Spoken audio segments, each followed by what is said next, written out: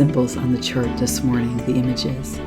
And I said I was making a series of videos. So in this one, I want to focus on what was going on in this green space here, how it moved into this white space, into this cross, and then into this almost head size white spray of resonance.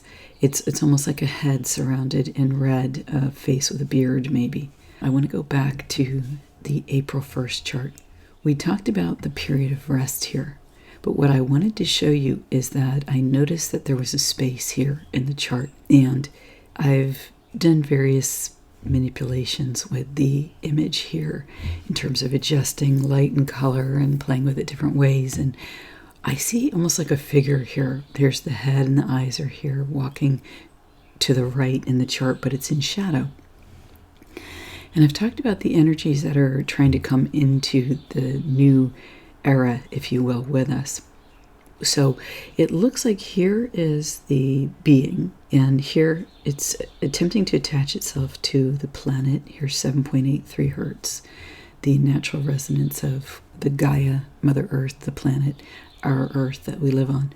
And then you have these lines here that extend and then end in this white spray of or overflowing of resonance. So I want to show you what I think happens.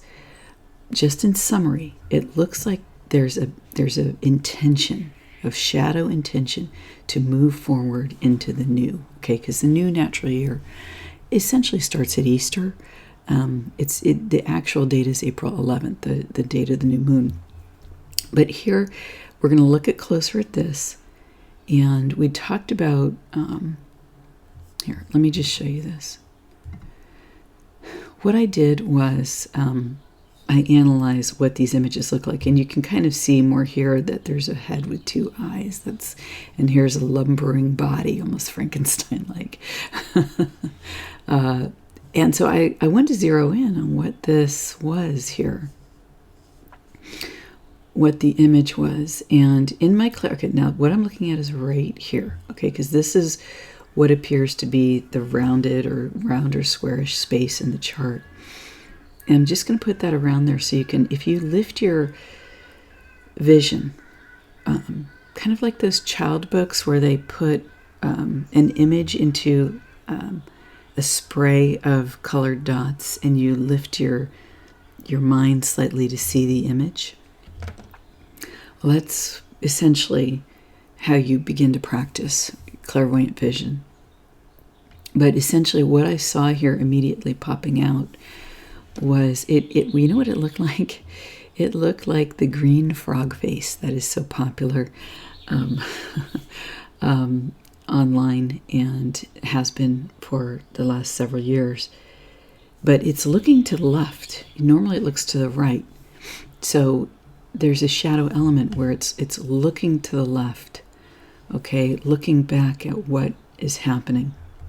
And it's interesting because, and I want to give credit to my friend Alex, who I talked through these images with, but there are these spaces here where the technological effect has paused for one period, okay, because it's periodic, as you can see. So there's a space here, and a space here. And there's an image that kind of forms in these spaces. And you can see here, I don't know if you can see this, again, you just sort of lift your gaze a little bit, but what I see are the eyes of a child crying out here in a cage. And that's what develops in each one of these spaces.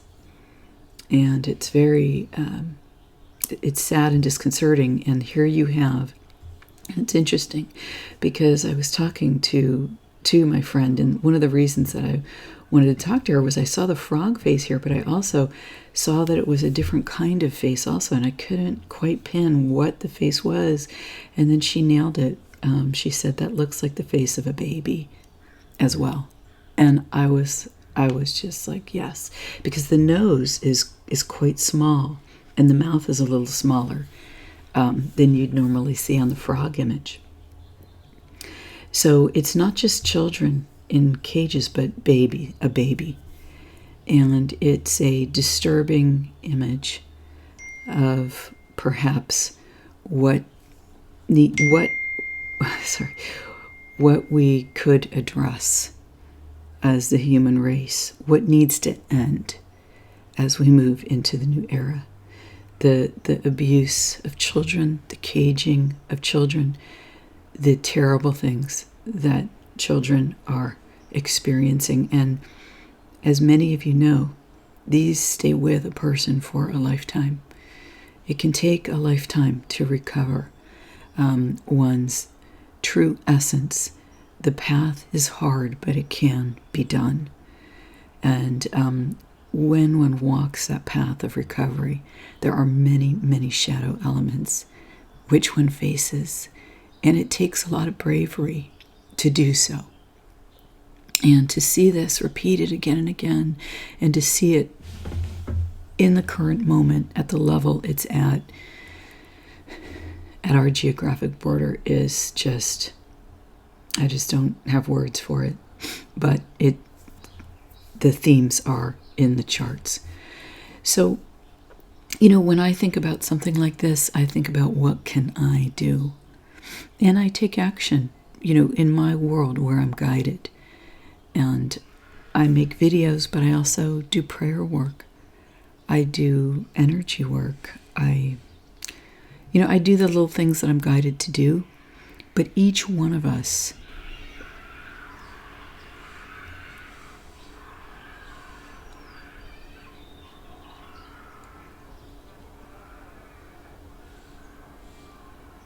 I do not know what that sound was. Did you hear that? It's like screaming children. Oh my God. Okay. All right. Well, and there's a confirmation. This is this is the magic of following how you're guided. Okay. I didn't want to talk about this because it's so painful and so controversial. But yet I talked about it, and the children appeared literally in the physical to voice themselves. Okay, I can hear them somehow through the window. And let us pray that the screams of children turn into joyful laughter. And let us ask for the miracle of divinity, for God, for the Creator, to change this for us. We have to ask, and then take the actions that you see fit. Run for your school board, run for local office. I don't know what it is, but at any rate, let me get back on track because I did not expect that. Oh my goodness. Okay, so let's get back here. Okay, so basically this element, you see here, it's like on Star Trek, the warping of the energy, and then it attempts to appear. It's like, here's the line in the sand. And this occurred on Maundy, Thursday. Okay, the day that in our Bible stories, Jesus cleaned the feet of the apostles. All right, he humbled himself. He humbled himself as a way of bringing out the divinity in those who followed him, okay? As a way of letting them know how important that they are. But here's the line in the sand, okay? And this energy attempts to come with us. And what happens? I'll show you what happens. It's blown to bits, okay? Because do you see what happens here? It's at 7.83. And if we go in here, you can see that the white resonance, that here's a mark, okay? And the mark activates the white resonance. The resonance responds to it at the frequency of the planet. It responds to it, and some red starts to appear, passion, fire, and then poof, the whole thing is expanded out by the white resonance, as if to say, no, you won't come this way. Okay? And then we have a cross in the chart right here. It's big and huge, okay? It reminds me of the scales of justice, weighing on one side and the other. Okay, this is spoken about in spiritual texts many times. But to me, this occurring on Monday, Thursday, and it was Good Friday in Russia, where the location of the chart. Okay, but let me make this a little smaller. An energy attempts to enter the new era. Its warp signature follows behind it. An attempt to catapult into this era by riding on another's frequency. Obviously, the frequency of the children and the frequencies of the adults where it can get a foothold. Okay, so here you have the cross. It's weighing one versus another. And how I saw this was that which is of soul will be extracted from this energy. Okay, and that's what will be brought forward here. And that happens almost magically. You see, the warp trails disappear. It was here, and now it's here. Only that which is of soul can come forward with us. And one thing that Alex mentioned, and I thought this was beautiful, she said that this face type shape reminded her of Veronica's veil, when the story of Jesus, when he was forced to carry the cross and he was being beaten and demeaned, and Veronica came up to him and wiped his face, and all of his human sweat and blood and tears and everything went onto that cloth. And she wiped that away from Jesus Christ, the man who embodied the divine, right? Perfectly embodied the God source within him. And what came onto the rag was the human materials, right? The humanness. But what endures eternally, that is of us, is that God spark within. And so the soul energy is extracted, okay, from these terrible events. And the soul can be retrieved, okay? The children who have gone through this, their various incarnations, their own soul can work the miracle of retrieving the soul peace that is within them. And when that happens, their pain and agony drops away.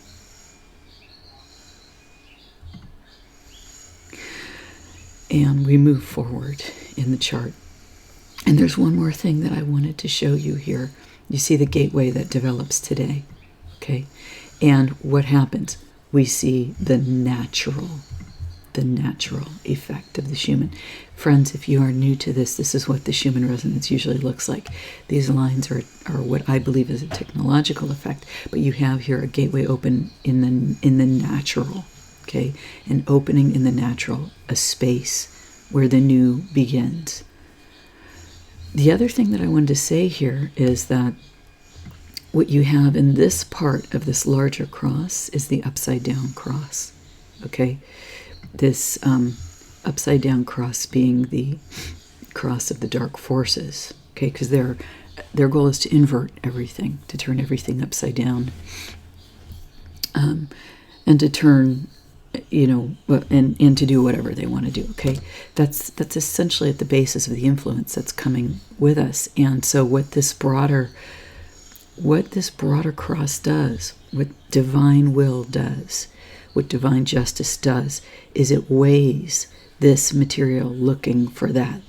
And that which is not of life is left behind. It's particleized. Left behind isn't really the right word. It's particleized into material that can be recycled, re-imbued with unconditional love. That is the essence of the Creator, okay? What the white resonance, and look, right within here, what do we see? A right side up cross, okay? The resonance, the white resonance representing the expanded consciousness, the celestial force, God in the chart as far as we can experience that. Isn't this beautiful? Oh my God. the healing hand of the divine is truly upon us and is at our call. But it's up to us to make that call. It's up to us to call on God, to call on the Creator, to call on the divine, to operate within us and through us. And then to take that faith we have in the messages we receive, in the impulses that we receive from our source, from our own divine source, and take that faith into action.